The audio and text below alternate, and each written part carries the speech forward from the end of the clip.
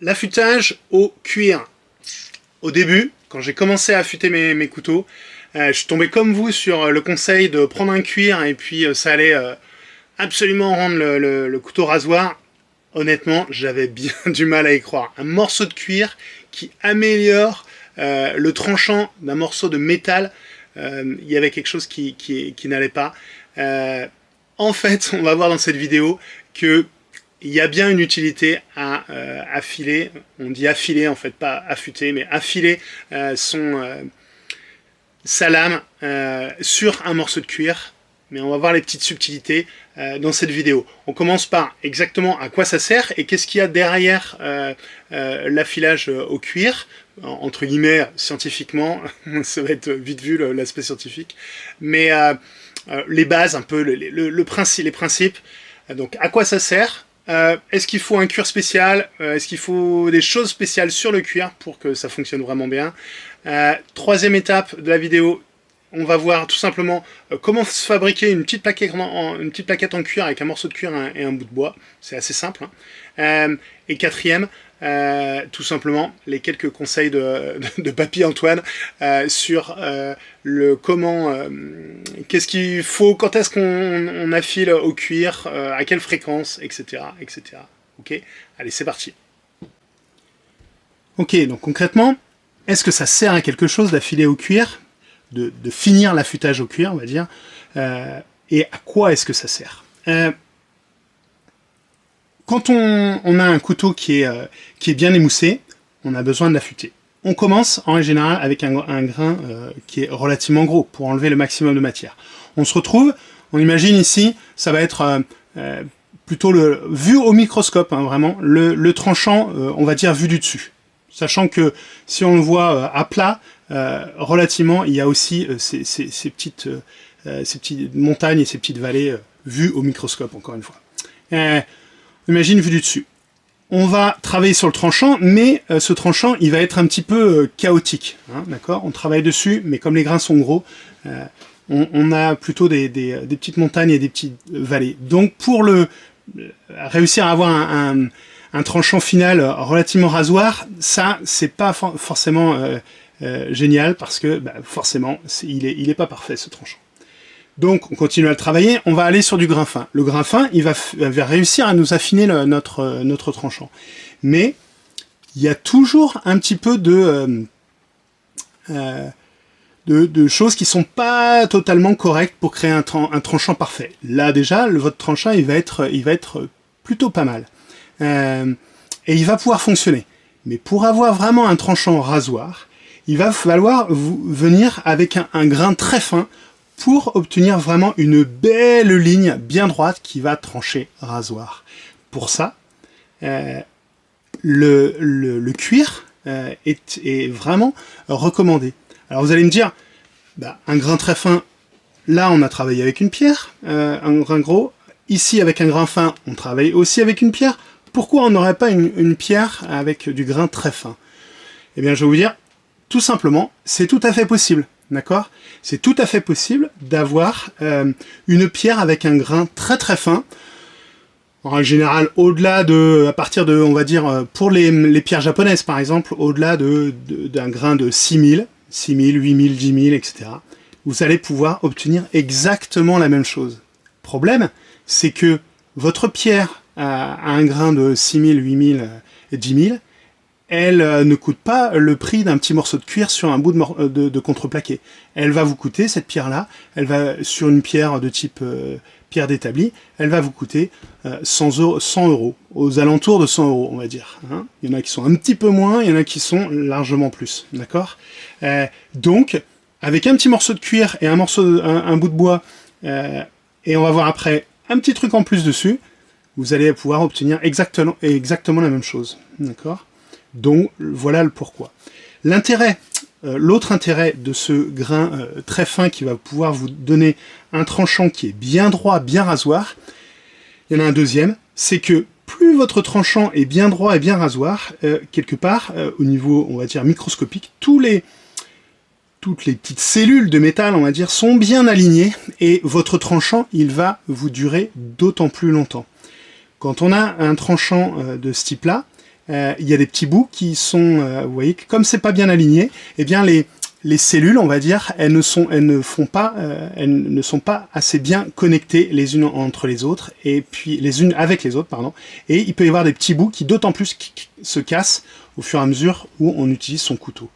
Ici, plus on va avoir un tranchant absolument parfaitement aligné, enfin des petites molécules de métal parfaitement alignées, plus le tranchant il a une tendance relativement à être plus durable. D'accord? Donc c'est aussi l'autre intérêt, c'est que 1, on va avoir un tranchant rasoir, et 2, il va avoir tendance à durer un petit peu plus longtemps.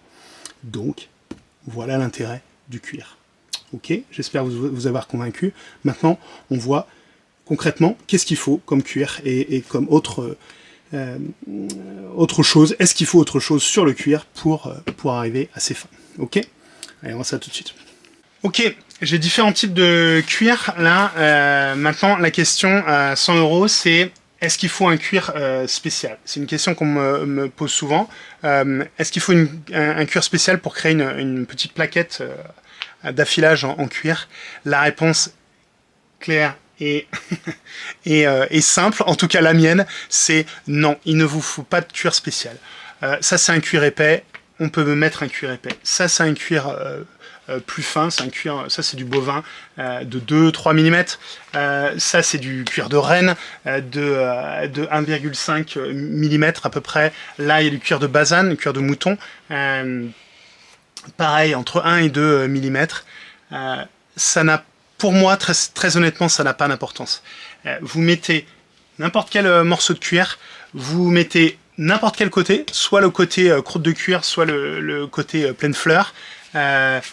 Honnêtement, là encore, ça n'a pas d'importance. Souvent, ce qui fait la différence, c'est que certains trouvent que côté croûte de cuir, la pâte, elle adhère mieux. Ce qui est une réalité, souvent, comme le grain est un peu plus gros côté croûte de cuir. Côté croûte de cuir, c'est le côté de l'intérieur de l'animal. Eh bien, ça accroche un petit peu mieux. Donc, pas de souci, mettez votre pâte dans ces cas-là, de ce côté-là. Ce qui importe pour moi, c'est de ne pas utiliser, pour le coup, le cuir seul. Certains utilisent de cuir seul. Très honnêtement, le cuir à lui tout seul n'a pas un grain suffisant pour vraiment affiler votre lame, en tout cas de manière relativement efficace et rapide. Vous allez pouvoir, au bout d'un moment, affiler votre lame, mais ça va vous prendre un temps énorme. Donc, l'essentiel, c'est de mettre la pâte à polir, de la pâte à polir. D'accord? Donc, la pâte à polir, c'est quoi? C'est tout simplement de la poudre abrasive, hein, la même poudre, ou en tout cas le même type de poudre que vous allez trouver dans les pierres d'affûtage, les pierres artificielles, pierres japonaises et autres. Sauf que dans les pierres, elles sont agglomérées de manière dure. Ici, la poudre, elle est agglomérée dans une cire animale, là encore d'ailleurs, en général. Et donc, après, comme c'est un petit pain de cire, elle est plus facile à appliquer directement sur du cuir. Alors, plus facile, on va voir. Parfois, ces pâtes-là sont un petit peu sèches, et donc il faut améliorer un peu l'application. Mais on va voir ça juste après. D'accord ? Ce qu'il faut savoir sur les pâtes à polir, c'est que il existe, de même qu'il existe différents grains dans les pierres d'affûtage, de même il existe différents grains dans les pâtes à polir. Et donc il faut essayer de trouver une pâte à polir qui ait un grain fin, relativement fin. Si vous avez déjà utilisé, ce que je vous recommande, une pierre à gros grains, puis une pierre à grains fins pour affûter votre lame de couteau, et bien après, il vous faut une pâte à polir à grains très fins. Or, certaines pâtes à polir sont à grains fins, à peu près la même chose que le même grain que votre pierre à grains fins. Donc, du coup, il n'y aura pas vraiment de différence. Il vous faut ici une pâte à polir à grains très fins pour vraiment venir finir le polissage, l'affilage de la lame. D'accord ? Donc voilà, moi sur la boutique j'ai cette pâte là, donc si vous vous posez la question et que ça vous paraît trop compliqué, vous pouvez trouver le Dialux blanc, où, je peux vous dire, c'est de la pâte à grains fins, à grains très fins, pardon. Ok. Allez, on voit tout de suite comment réaliser une petite plaquette en cuir. C'est tout simple, ça prend 5 minutes et ça coûte pas cher. Allez, c'est parti. Ok, pour faire votre plaquette en cuir, il va vous falloir bien sûr un morceau de cuir. Hein. Ça, vous pouvez trouver ça sur la boutique, mais sinon, localement, près de chez vous, vous pourrez très certainement trouver du cuir aussi. Vous prenez un petit morceau de lambourde, de latte en bois ou même en contreplaqué ou en MDF sans problème, que vous coupez à longueur avec une scie. Ensuite, pour scotcher la plaquette, le morceau de cuir sur la plaquette, il y a différentes méthodes. Vous pouvez utiliser de la colle, de la superglue, de la colle néoprène, ça marche très bien. Moi, régulièrement, je fais ça au scotch double face. Et ça va très bien. Le mieux, c'est d'avoir souvent un morceau de cuir qui est plus long, plus large que la petite plaquette que vous utilisez. Et comme ça, après, avec un cutter ou avec même votre couteau de sculpture, vous coupez à ras. Et comme ça vous donne une petite plaquette qui est parfaitement aux dimensions, comme là, aux dimensions de la petite latte ou la petite plaquette que vous avez coupée. Hein, là, j'ai fait ça tout à l'heure. Rapidement, ça m'a pas pris plus de 5 minutes, très honnêtement. Et voilà, vous avez une petite plaquette en cuir qui est prête pour vous durer des années. Ok, donc maintenant qu'on a sa petite plaquette en cuir, comme je vous le disais tout à l'heure, l'idéal c'est d'appliquer de la pâte à polir. Alors, il existe des pâtes à polir qui quand on les applique directement, la pâte, elle adhère bien directement au cuir et du coup, il n'y a pas de souci, on étale son petit pain et puis c'est bon. En fait, moi, j'ai, par expérience, alors peut-être qu'il en existe que j'ai pas encore essayé, mais qui ne sont pas comme ça, mais par expérience, ces pâtes-là, je trouve qu'elles elles sont moins efficaces. Je pense que derrière, les industriels qui mettent en place ces pâtes-là, c'est pour que ce soit effectivement plus facile pour tout le monde pour être appliqué, mais que en fait ils mettent plus de cire et sans doute une petite huile pour permettre que ce soit plus facile à appliquer, mais du coup il y a moins à mon avis, il y a moins de grains abrasifs dedans, parce que régulièrement moi j'ai remarqué que ces pâtes-là étaient quand même moins efficaces. Alors c'est pas, j'ai pas fait d'analyse scientifique du problème, mais voilà, j'en suis arrivé au fait que il y a des pâtes qui sont efficaces, mais effectivement, en général, celles-là, elles ont plus de mal à être appliquées. Vous voyez bien qu'ici, si j'applique ça directement, le pain, il est relativement sec, le cuir, il est relativement sec aussi, et donc, bon, bref, ça n'adhère pas trop. Comment est-ce qu'on fait? Eh bien, il y a plusieurs solutions. La première que j'ai essayé longtemps, mais pareil, qui m'a pas trop convaincu, c'est tout simplement de chauffer la cire ici, soit avec un sèche-cheveux, soit avec un briquet, pour chauffer la cire qui bien sûr va ramollir, et ensuite de venir l'appliquer sur la plaquette en cuir. Le problème, c'est qu'au moment où on chauffe la pâte et qu'après on vient l'appliquer, en fait il se crée de gros paquets qui vont effectivement adhérer au cuir, mais l'étalage de cette pâte va pas être uniforme du tout, et ça pose un petit peu problème. Donc moi, au fur et à mesure des années, là encore avec l'expérience, j'ai trouvé une solution qui me va très très bien. C'est que je prends une petite huile, en l'occurrence cette huile c'est l'huile Ballistol, et qu'est-ce que je fais? Tout simplement, je viens appliquer d'abord l'huile Ballistol, c'est une huile qui est absolument merveilleuse, elle permet d'entretenir vos lames carbone, et elle entretient aussi très bien le cuir. Donc première chose, le cuir il est sec, je viens appliquer de l'huile dessus pour le rendre moins sec. D'accord?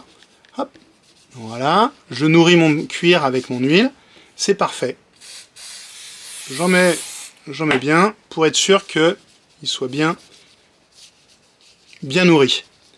Une fois qu'il est bien nourri, eh bien, j'ai beaucoup moins de mal ici à venir mettre. Vous voyez que ça adhère beaucoup mieux. Comme ça. De toute façon, il n'y a pas besoin, quand on a une bonne pâte à polir qui a beaucoup de grains abrasifs, on n'a pas besoin d'en mettre des tonnes. Là, je mets un petit peu de pâte. Alors, vous voyez que de temps en temps, il y a des endroits qui sont pas tout à fait uniformes non plus. C'est nettement moins des gros paquets comme quand on chauffe la pâte. C'est juste des petits paquets. Voilà, il y a quelques petites miettes. Je sais pas si vous voyez bien, mais il y a quelques petites miettes qui n'ont pas adhéré, un peu comme quand on utilise une gomme, quoi. Et bien pas de souci. Deuxième petit coup à l'huile Ballistol, là, crac, crac. Et là, on vient étaler sa petite pâte de manière totalement uniforme partout. Crac. Voilà. C'est pas des quantités astronomiques comme on voit parfois justement avec ces fameuses pâtes qui s'étalent toutes seules, là, où on en a tout un paquet. Là. Il n'y a pas besoin en fait. Un tout petit peu de pâte à polir, ça suffit pour venir affiler la lame. D'accord? Donc voilà, c'est fait. Et ça m'a pris quoi, 1 minute tout au plus. Bien moins qu'avec le fait de chauffer, puis d'étaler, puis de se galérer parce que y a des gros paquets partout. Ok? Donc voilà, la méthode que j'utilise à bon entendeur. Ok? Maintenant, on va voir tout simplement à quelle fréquence, comment est-ce qu'on affile son couteau sur une petite plaquette en cuir. Allez, let's go. Ok, donc maintenant qu'on a sa petite plaquette en cuir, qu'est-ce qu'on fait concrètement avec? Eh bien, mon conseil principal, en dehors du fait que bien sûr, si vous affûtez votre couteau avec votre pierre, avec votre pierre qui a un grain gros, puis votre pierre qui a un grain fin, vous allez terminer par, bien sûr, un passage ici au cuir, enduit de pâte à polir. Mais ça, c'est assez classique. Ce qui est moins connu, c'est que, en tout cas pour les débutants, c'est que pour maintenir votre affûtage, moi je vous conseille, quand vous sculptez, de venir affûter régulièrement votre lame sur votre plaquette en cuir. Tous les quarts d'heure, 20 minutes, une demi-heure. Vous sculptez, vous êtes à fond dedans et tout. Essayez d'y penser. Hop, là ça fait un moment que je sculpte. Je sors mon cuir, poum, et je me prends 30 secondes pour venir affûter, affiler mon tranchant.